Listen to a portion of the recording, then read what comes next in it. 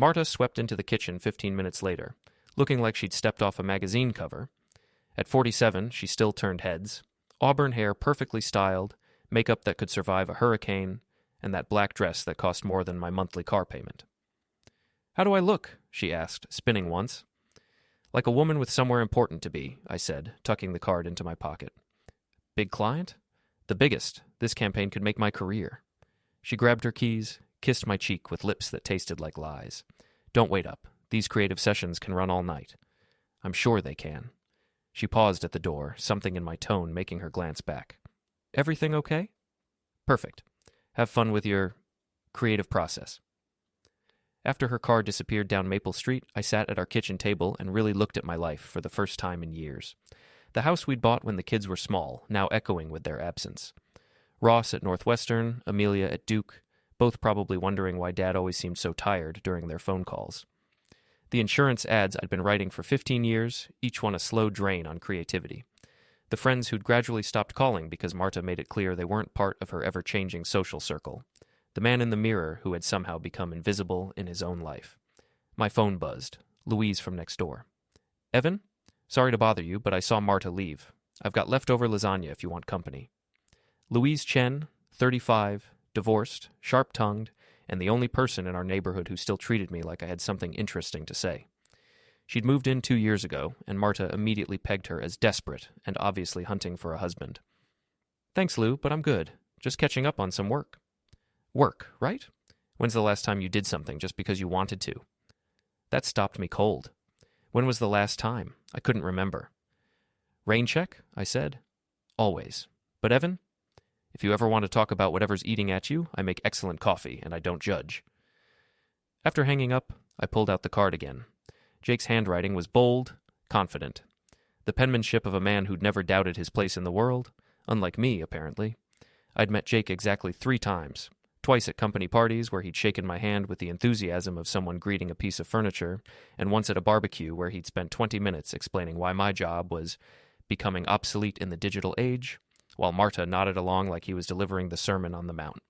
He was everything I wasn't, 6'2" to my 5'9", full head of silver hair to my retreating hairline, BMW to my Honda Civic, old money, new ideas, and apparently my wife's undivided attention.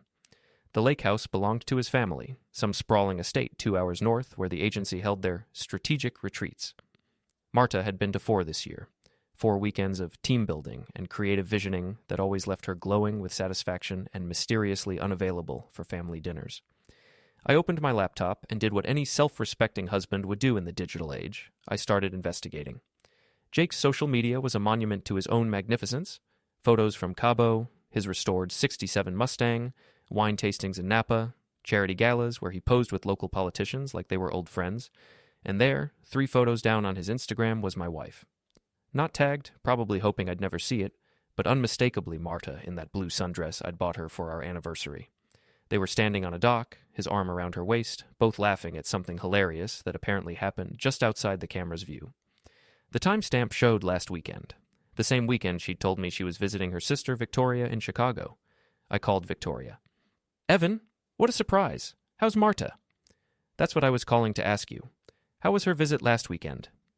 Silence. Then, "Her visit?" "She said she was coming to see you. Shopping, sister time, you know?" "Oh, that visit. Right. It was great.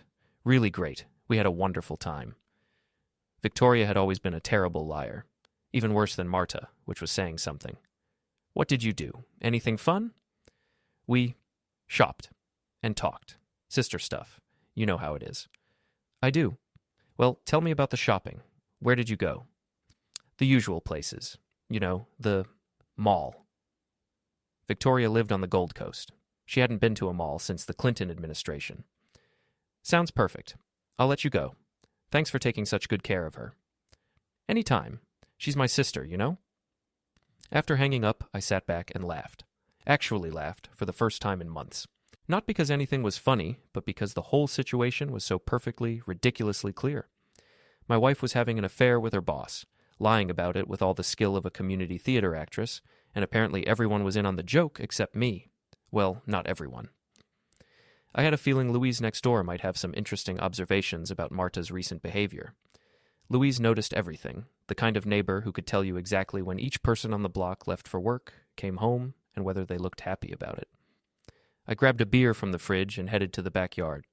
Louise was on her deck, reading under a solar lamp with a glass of wine that looked like it had some serious thought behind it. "Changed your mind about that company?" she called over. "Maybe I did." 5 minutes later, we were sitting on her deck while she poured me a glass of wine that cost more than most people spend on lunch. "So," she said, settling into her chair with the satisfied air of someone about to hear a good story, "what's really going on? What makes you think something's going on?" "Evan, I've been watching you mope around that yard for 2 years, like a man serving a life sentence. Tonight you look different, angry maybe, or maybe just awake." I pulled out the card and handed it over. Louise read it twice, then looked at me with something that might have been respect. "How long have you known?" "About an hour. How long have you known?" I suspected for months. She's been leaving at weird times, coming back with that specific kind of glow that doesn't come from PowerPoint presentations. Plus, she's been treating you like garbage in public lately. Guilt makes people mean. That was Louise, direct as a punch to the throat, but usually right. "The question is," she continued, "what are you going to do about it?" "I have no idea." "Well, you've got options. You could confront her, demand counseling, try to work it out. Very mature, very civilized. Or," Louise smiled, and for the first time I understood why Marta found her threatening. "Or you could remember that revenge is a dish best served with a sense of humor. After all, didn't she always say you were too sensitive?" I thought about that as I walked home an hour later, slightly drunk on wine and possibility. Too sensitive. Marta's favorite criticism, usually delivered with that patronizing smile that suggested I was a child who needed to learn how the real world worked. Too sensitive when I objected to her jokes about my receding hairline at dinner parties. Too sensitive when I didn't laugh at her impressions of my mother's accent. Too sensitive when I suggested that maybe, just maybe, she could introduce me as her husband instead of Evan, who writes those little insurance ads. But maybe sensitivity was just another word for paying attention, and I'd been paying very close attention lately. The next morning, Marta was humming in the shower. Never a good sign. Happy Marta usually meant someone else was having a bad day, and since she'd spent the evening with Jake, I had a pretty good idea who that someone was. "You're in a good mood," I said when she emerged, wrapped in the Egyptian cotton robe I'd given her last Christmas. "The client meeting went fantastic. Really fantastic. I think we're going to land the biggest account in the agency's history." "Congratulations. What's the account?" She paused, mascara wand halfway to her eye. "It's complicated. Automotive. Very technical. You wouldn't understand the creative brief." "Try me. I've been writing for 15 years. "Insurance ads, honey. This is high-concept branding for luxury vehicles. It requires a certain sophistication." There it was, that tone that made me feel like I should apologize for existing, but instead of shrinking, I felt that new gear click again. "You're right. I probably couldn't handle the complexity of selling cars to people with more money than sense. That takes real artistic vision." She shot me a look in the mirror. "Are you being sarcastic?" "Me? Never. I wouldn't want to seem too sensitive about my professional limitations." Something flickered in her eyes. Confusion, maybe, or the first hint that the dynamic between us might be shifting. But then her phone buzzed with a text, and she was back to humming. "I'll be late again tonight. The automotive people want to see our preliminary concepts." "Of course they do.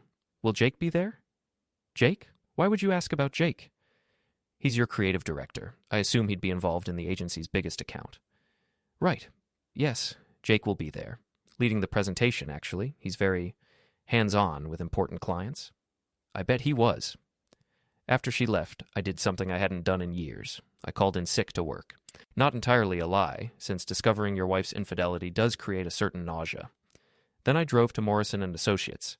The agency occupied 3 floors of a glass tower downtown, all exposed brick and industrial lighting designed to scream creative to clients with deep pockets and shallow attention spans. I'd been there exactly twice, once for a Christmas party where I'd spent the evening explaining what insurance advertising actually involved, and once for Marta's promotion celebration where Jake had given a speech about synergistic creative partnerships that sounded like he was announcing a merger rather than a job title change. I parked across the street and waited. At 10:30, Jake emerged from the parking garage in his BMW, alone. At 11:15, he returned with coffee for 2 and a bag from the expensive bakery on 5th Street. At 12:45, he left again, this time in workout clothes.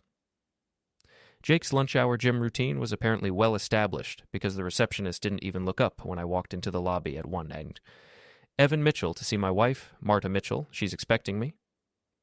The elevator to the third floor gave me time to think about what I was doing. This was either the stupidest or smartest thing I'd attempted in years, and I wouldn't know which until it was too late to matter. Marta's office was at the end of a hallway lined with award plaques and framed campaign posters. Through her glass door, I could see her at her desk, but she wasn't alone.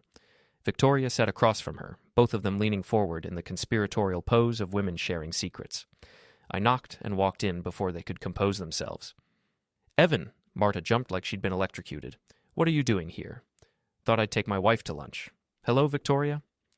Victoria had the grace to look embarrassed. "Hi, Evan. I was just in the neighborhood." "Funny, you were in the neighborhood yesterday, too. At least that's what Marta told me when she said she was visiting you last weekend." The silence stretched like a rubber band about to snap. Marta recovered first, but her smile looked painted on. "Victoria was just leaving, weren't you, Vic?"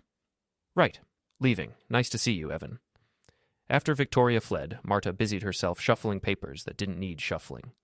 "You can't just show up at my office unannounced. This is my professional space." "I called first, but you were in a meeting with the automotive client, I assume?" "Yes. Very intense, very demanding." "I'm sure. Where's Jake? I thought he was leading the presentation." "He's around. Probably in his office. Why are you asking so many questions?" I sat down in the chair Victoria had vacated, still warm from her guilty conscience. "Just interested in your work. You've been so passionate about it lately." "That's good, right? That I care about my career?" "It's great. Really great. In fact, I was thinking we should celebrate. Maybe this weekend we could drive up to that lake house you're always talking about, the one where you do all your creative visioning." The color drained from her face like someone had pulled a plug. "The lake house?" "Jake's family place. You've mentioned it several times. Said it was beautiful, very inspiring for creative work. I thought it might be nice to see where my wife has been finding so much inspiration." "It's not really a place for spouses. It's more of a professional retreat space." "I see. Well, maybe Jake wouldn't mind making an exception. Why don't we ask him?" I stood up, but Marta grabbed my arm. "Evan, wait. You're being weird. This isn't like you." "You're right. The old me would have just smiled and nodded and gone home to wait for whatever story you came up with next. But maybe I'm evolving too." Her grip tightened. "What's that supposed to mean?" "It means I'm tired of being too sensitive. Maybe it's time I developed a sense of humor about things." I left her there, staring after me with an expression I'd never seen before, fear mixed with something that might have been respect. It was a good look on her. Jake's office was 2 doors down, and through his glass wall I could see him on the phone, feet up on his desk like he owned the world. Maybe he thought he did. I knocked and entered without waiting for permission. "Can I call you back?" he said into the phone, then hung up and looked at me like he was trying to place my face. "Evan, right? Marta's husband." "That's right. I was just talking to Marta about your lake house. Sounds like an amazing place for creative work." "It serves its purpose. Families had it for generations. Nothing fancy, just a place to get away from distractions and focus on the work." I'm sure the work benefits from that kind of focused attention. Marta certainly seems energized after her visits. Something shifted in his expression, a flicker of wariness, like a poker player who just realized his opponent might not be as stupid as he looked. "She's a valuable team member, very creative, very dedicated." "Oh, I know exactly how dedicated she is. In fact, I was hoping to see some of this automotive work she's been so passionate about. The campaign that's going to make the agency's history?" Jake's feet came off the desk. "That's confidential client work. I'm sure you understand." "Of course. Professional boundaries. Very important in creative partnerships." I let that word, partnerships, hang in the air between us like smoke from a house fire. "Well," I said, standing up, "I should let you get back to your important work. Thanks for taking such good care of my wife. Just doing my job. I'm sure you are." Walking back to the elevator, I felt lighter than I had in months. Not happy exactly, but purposeful, like a man who'd finally figured out the rules of a game he'd been losing for years. My phone buzzed as I reached the parking garage. Marta. What the hell was that about? Lunch invitation. You seemed busy, so I left. You can't just show up and start asking questions about my work. Why not? I'm interested in your success. It's unprofessional. So is lying to your husband, but that doesn't seem to stop you. Silence. Then, what's that supposed to mean? It means I'm looking forward to hearing about tonight's client meeting. Make sure to give Jake my regards. I hung up and drove home, where Louise was waiting on my front porch with 2 cups of coffee and the satisfied expression of someone who'd been watching an entertaining show. "So," she said, handing me a cup. "How'd it go?" "Better than expected. I think I'm starting to understand the joke." And I'm thinking it's time to write some new material. That evening, Marta left for her client meeting, wearing perfume I'd never smelled before and an outfit that definitely wasn't designed for PowerPoint presentations. I gave her a 30-minute head start, then followed. Jake's BMW was already in the parking lot of Romano's, the Italian place downtown where the lighting was dim and the booths were designed for intimate conversations. Through the window, I could see them at a corner table, Marta laughing at something Jake was saying while he refilled her wine glass with the practiced ease of a man who'd done this before. I sat in my car for 20 minutes, watching my wife flirt with another man, and felt something cold and sharp settle in my chest. Not heartbreak. I'd passed that exit miles ago. This was clarity, pure and surgical. My phone rang. Mike Brennan, my college roommate and the closest thing I had to a best friend, though we'd drifted apart since Marta decided he was juvenile and bad for my professional image. "Evan, how's married life treating you?" "Like a long practical joke where I'm the only one who doesn't get the punchline." "Ouch, that bad?" "Worse, but I'm starting to see the humor in it." "Want to grab a beer and tell me about it?" I looked through the restaurant window again. Jake was holding Marta's hand across the table, his thumb tracing circles on her palm. The same gesture I'd made 1,000 times during our courtship, now repurposed for someone else's romantic comedy. "Actually, yes, but not tonight, tomorrow. And Mike, you might want to clear your schedule. I think I'm going to need some backup." "Backup for what?" "I'll explain tomorrow. But Mike, remember that time in college when Tommy Richardson kept cheating off your economics exams?" "Yeah, until we fed him the wrong answers and he failed the midterm. Why?" "Just wondering if you still remembered how to be creative under pressure." After hanging up, I drove home and did something I hadn't done in years. I started planning. Not the careful, conservative planning that had characterized my adult life, but the kind of strategic thinking that had made me dangerous at poker in college and unbeatable at practical jokes. Marta came home at midnight, slightly drunk and glowing with satisfaction.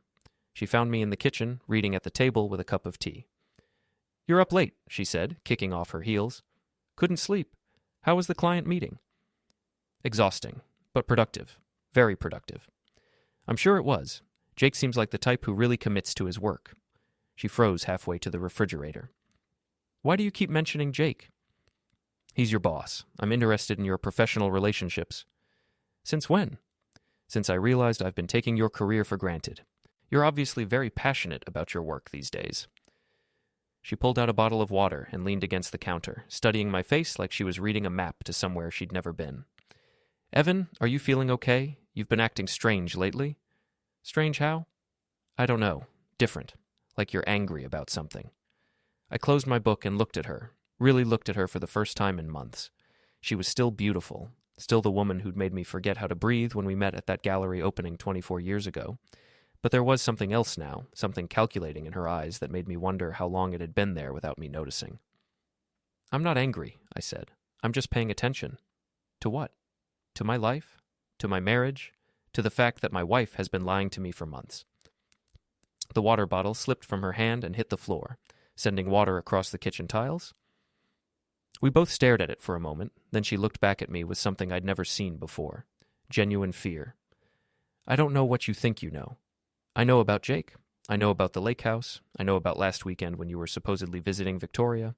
I know about tonight's client meeting at Romano's, where you held hands over the linguine and he paid for a bottle of wine that cost more than most people make in a day." She opened her mouth, closed it, then opened it again like a fish drowning in air. "Evan, I can explain." "Can you?" "Because I'd love to hear the explanation for why my wife of 23 years has been sneaking around with her boss while telling me I'm too sensitive to handle the truth about her career advancement." "It's not what you think." "It's exactly what I think. The question is, what are we going to do about it?" She straightened up, and I watched her shift from guilty wife to strategic adversary in real time. "What do you want?" "I want you to stop lying to me." "And then what?" "I don't know yet." "But Marta? The next time you decide to make me the punchline of your joke, you might want to make sure I don't have a sense of humor about it." I left her standing in the kitchen, water pooling around her feet, and went to bed. For the first time in months, I slept like a baby. The next morning, she was gone before I woke up, leaving only a note. Working late again tonight. We need to talk when I get home. I called Mike. Remember that backup I mentioned? I need it tonight. And Mike, bring your camera. Mike showed up at 6 with a 6-pack of beer and the grin of a man who'd been waiting years for his best friend to remember how to fight back. So, he said, settling into my kitchen chair like he owned it. Tell me about this creative project. I told him everything, the card, the lies, the lake house, Jake's smug face, Marta's transformation from wife to adversary. Mike listened without interruption, occasionally nodding like a general receiving intelligence reports. Classic midlife crisis affair, he said when I finished. She's feeling old, he's convenient, and you've been too nice to call her on it. The question is, what's the end game? I don't think there is one. I think she's just enjoying the thrill of getting away with it. Or she's planning to leave and doesn't want to be the bad guy. Easier to make you miserable until you file for divorce than she gets to play the victim. I hadn't considered that angle, but it made sense. Marta had always been strategic about her image, and being the woman who left her devoted husband for her boss wouldn't play well with our social circle. Either way, Mike continued, you need leverage, something that makes her think twice before she tries to rewrite history. I'm open to suggestions, Mike's grin widened. Remember junior year, when we convinced the entire dorm that Professor Williams was having an affair with his teaching assistant? They weren't having an affair. No, but they were both so paranoid about people thinking they were that they started acting guilty. Sometimes the appearance of impropriety is more damaging than actual impropriety. What are you suggesting? I'm suggesting that Jake Turnbull seems like the type who cares a lot about his reputation, and Marta works in advertising, where image is everything. Maybe it's time their professional relationship got a little more visible. Before I could ask what he meant, Louise knocked on the back door. I let her in, and she immediately zeroed in on Mike with the predatory focus of a woman who appreciated good-looking men with mischievous smiles. You must be the backup, she said. Mike Brennan, and you must be the neighbor with excellent wine and better instincts. Louise Chen, and I brought reinforcements. She stepped aside, revealing 2 women I didn't recognize. One blonde, one brunette, both carrying bottles of wine and wearing expressions of barely contained excitement. This is Sarah and Jennifer, Louise said. They live over on Oak Street. Sarah's going through a divorce, Jennifer's recently single, and they're both very interested in your situation. My situation? A good man getting screwed over by a cheating wife, Sarah said. We're rooting for you. Also, Jennifer added, we may have some information you'd find useful. It turned out that Sarah's divorce attorney had mentioned Jake Turnbull during their consultations.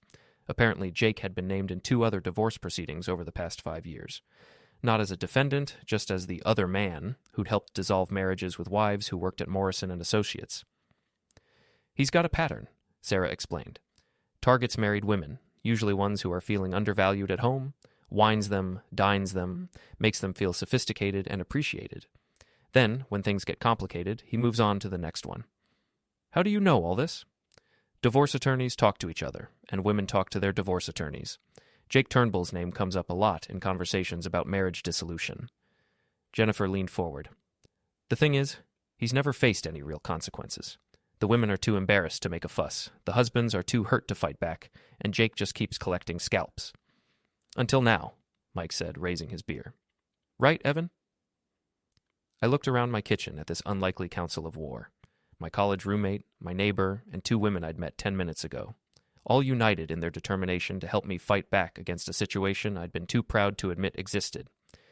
What did you have in mind? Louise smiled. Well, Jake's having a party this weekend. Big autumn gathering at his house, lots of agency people, some clients, local business leaders. Very exclusive, very image-conscious. How do you know about Jake's party? I know someone who knows someone. The point is, it's the kind of event where Jake likes to show off his sophisticated lifestyle and his beautiful companions. Companions?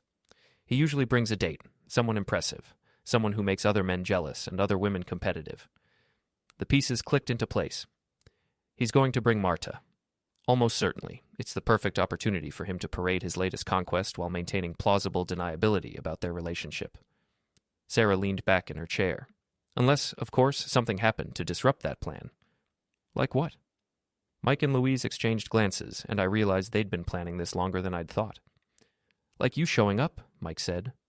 With a date of your own, someone who makes it very clear that you're not the pathetic, abandoned husband everyone expects you to be. I'm not dating anyone. You could be, Jennifer said quietly. For one evening. I stared at her. You'd do that? Honey, I'd do that for free. But this isn't charity. This is justice. Jake Turnbull has been ruining marriages for years while facing zero consequences. It's time someone made him uncomfortable for a change. Plus, Sarah added, it'll drive Marta absolutely crazy. She's probably been telling Jake how pathetic and dependent you are. Seeing you with an attractive, confident woman will shatter that narrative completely. I thought about it. The old Evan would have been horrified at the idea of such public theater. But the old Evan had also been married to a woman who respected him, not one who made jokes about his sensitivity while sleeping with her boss. What's the plan? Louise pulled out her phone. Jennifer gets you into the party as her +1. You two show up looking fantastic together, very comfortable, very happy. Meanwhile, Mike and I work the crowd, making sure everyone knows you're doing great post-separation. Post-separation? As far as anyone knows, you and Marta are taking some time apart to reassess your marriage. Very mature, very civilized, no blame, no drama, just two people who've grown in different directions. But it's not a lie, Mike interrupted. You are reassessing your marriage. And after tonight, Marta's going to be doing some reassessing of her own. I looked around the room at these people who barely knew me but were willing to spend their weekend helping me reclaim some dignity. It was more support than I'd gotten from my actual friends in years. Okay, I said. Let's do it. Jennifer smiled. This is going to be fun. As it turned out, she was right. Jake's house was everything I'd expected. Sprawling colonial in the hills, circular driveway, valet parking, and enough outdoor lighting to illuminate a small airport. Cars lined the street for 3 blocks, a mix of luxury sedans and imported sports cars that screamed successful professional with excellent taste and flexible morals. Jennifer had transformed me. The haircut alone took 10 years off my face, and the clothes she'd helped me pick out made me look like someone who belonged at parties like this. More importantly, she looked stunning. Black cocktail dress, perfect makeup, and the kind of confidence that comes from knowing you're about to make some people very uncomfortable. Remember, she said as we walked up the front steps, we've been seeing each other for 2 months. We met at a gallery opening. Very cultured, very romantic. You're funny, attentive, and amazing in bed. Jennifer? Kidding about the last part. Unless someone asks directly, in which case you're incredible. The party was exactly what I'd expected, networking disguised as socializing, with enough alcohol to make everyone forget they were working. Jake held court near the bar, regaling a group of admirers with some story that involved dramatic hand gestures and frequent laughter. Marta stood beside him, wearing a red dress I'd never seen before and an expression of proprietary satisfaction. She looked like a woman who'd finally found her proper setting, surrounded by people who appreciated her sophistication and wit. Then she saw me. The wine glass slipped from her hand, shattering on the hardwood floor and sending red wine across Jake's expensive shoes. Every conversation in the immediate area stopped as people turned to see what had caused the commotion. Evan, she said, her voice barely above a whisper. Hello, Marta. Great party.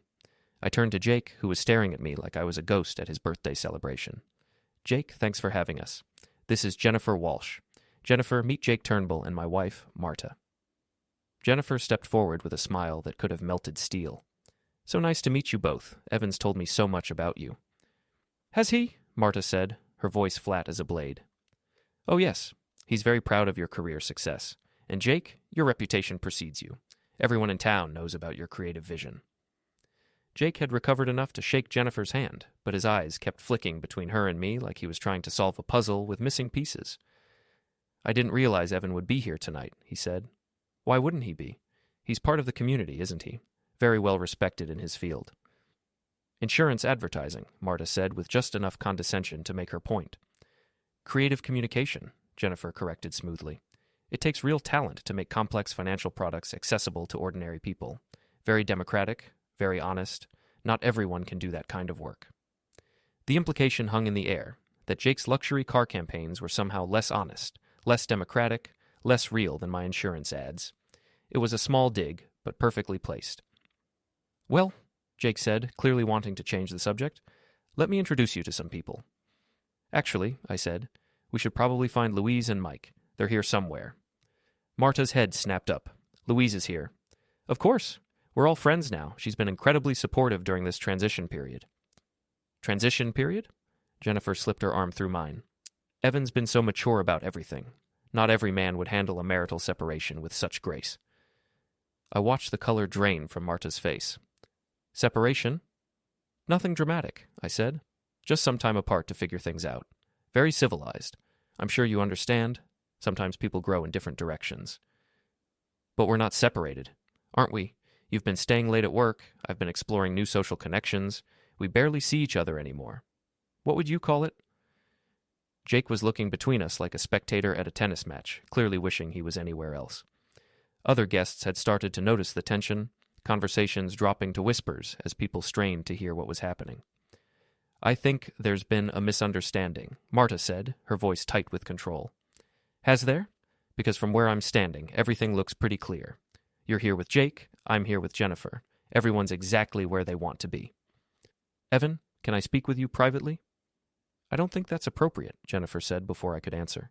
You're here with someone else, and frankly, Evan doesn't need that kind of drama in his life right now. It was perfectly played, protective without being possessive, concerned without being controlling. Everything Marta wasn't, delivered with surgical precision. Drama, Marta's voice rose slightly. I'm his wife. Are you? Because he's been pretty clear that you two are taking time to reassess your relationship. That doesn't sound like a traditional marriage to me. Jake finally found his voice. Maybe we should all take a step back. Good idea, Mike said, appearing at my shoulder with Louise and Sarah in tow. Evan, there you are. Jennifer, you look amazing. Mike, I turned to Jake. Jake, this is Mike Brennan, my oldest friend. Mike, Jake Turnbull. Mike shook Jake's hand with the enthusiasm of a man greeting his best friend's new business partner. Jake, great to finally meet you. Evan's told me so much about you. Has he? Oh, yes. He really appreciates how you've been mentoring Marta, helping her grow professionally. Not every boss would invest that kind of personal attention in an employee. The word personal landed like a small bomb. Jake's smile became strained, and Marta looked like she wanted to disappear into the floor. It's my job to help talented people reach their potential, Jake said carefully. And you're so good at it, Louise added, joining the conversation with a glass of wine and a predatory smile. I've heard you've helped several women at the agency reach new heights in their careers. Louise, Marta said, her voice warning. Oh, I'm sorry. Are we not supposed to talk about professional development at a professional gathering? My mistake. Sarah stepped forward. I think it's wonderful when successful men take an interest in advancing women's careers. Very progressive, very modern. Exactly, Jennifer agreed. Though I imagine it can be challenging, maintaining appropriate boundaries in those kinds of intensive mentoring relationships. Jake's jaw tightened. I'm very careful about professional boundaries. I'm sure you are, Mike said. Evans always said you were very hands-on with your management style. The circle of conversation had grown as other guests drifted over, drawn by the undercurrent of tension and the promise of gossip. I could see agency employees, potential clients, local business leaders, exactly the kind of people Jake needed to impress to maintain his reputation. Well, I said, checking my watch, we should probably mingle. Jennifer wanted to meet some of the other creative professionals. Of course, Jennifer said, smiling at Jake and Marta. It was so nice meeting you both. I hope you have a wonderful evening.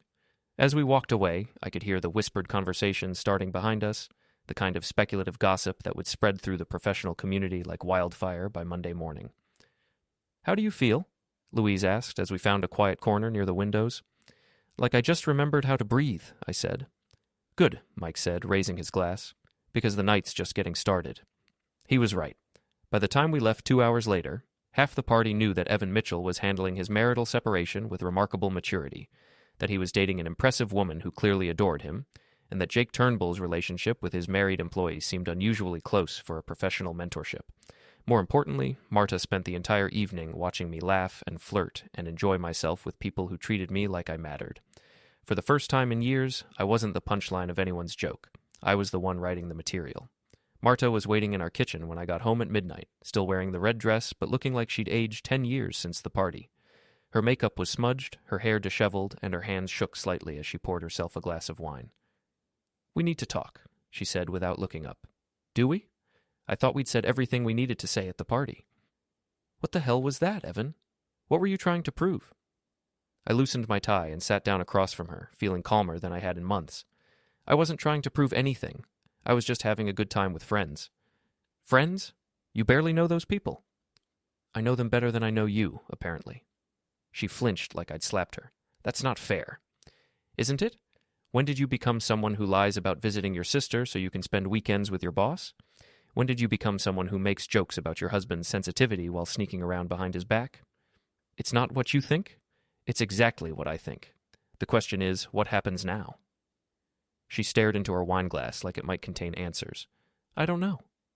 Well, let me help you figure it out. You have two choices. You can end whatever's happening with Jake and try to rebuild our marriage, or you can continue your affair and deal with the consequences. What consequences? Tonight was just the beginning. By Monday, everyone in your professional circle will be talking about how well I'm handling our separation, how happy I seem with Jennifer, and how interesting it is that you and Jake arrived together at his party. You're threatening me? I'm explaining reality. You wanted to play games, Marta. You wanted to make me the joke while you had your sophisticated affair with your sophisticated boss. But games have rules, and I just learned how to play. She was quiet for a long time, staring at the table between us.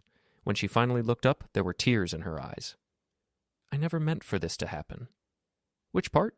The affair or getting caught? Any of it. I felt invisible, like I was disappearing into this suburban life that was too small for who I thought I could be. So you decided to disappear our marriage instead. It wasn't like that. Jake made me feel important, valuable, like I had something to offer beyond being your wife and the kid's mother. You did have something to offer. You still do, but you decided it wasn't enough unless someone else validated it. That's not fair. Fair?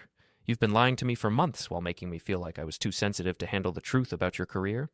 You've been treating me like an embarrassment while screwing your boss and planning God knows what kind of exit strategy. And you want to talk about fair? The tears were flowing now, but I felt nothing. Not satisfaction, not pity, not even anger anymore. Just a cold, clear understanding that the woman I'd married had been gone for a long time, and I'd been too loyal to notice. What do you want me to do? She whispered. I want you to decide who you are. The woman who honored her marriage vows, or the woman who throws them away for a midlife crisis with a man who's done this before with other married women at your agency? Her head snapped up. What do you mean, done this before? Jake has a pattern, Marta. You're not his first married conquest, and you won't be his last. He targets women who feel undervalued, makes them feel special and sophisticated, then moves on when things get complicated. You're not having a grand romance. You're following a script he's used before. That's not true. Ask around. Better yet, ask Jake about Patricia Morrison from 3 years ago, or Linda Chen from last year. Both married, both worked at the agency, both thought they were special. I could see the doubt creeping into her eyes, the first crack in whatever fantasy she'd been living. I don't believe you.